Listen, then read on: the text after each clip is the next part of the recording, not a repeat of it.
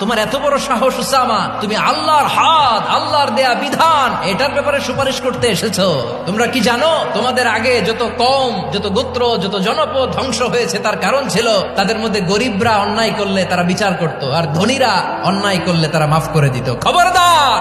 মক্কার একটা very prestigious and dignified ফ্যামিলির নারী চুরিতে ধরা পড়ল। চুরির বিধান হলো হাত কেটে দাও। সাহাবারা চিন্তায় পড়ে গেলেন।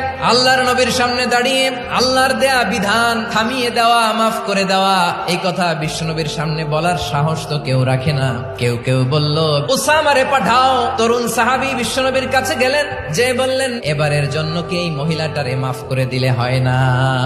বিশ্বনবী বলেন, জেনে রেখো উসামা, আমার কলিজার টুকরা নয়নের পুটুলি ফাতেমাও যদি চুরির দায়ে ধরা পড়তো, আমি বিশ্বনবী ধরে ফাতেমার ডান হাতটা কেটে দিতে এক বিলম্ব দেরি করতাম না।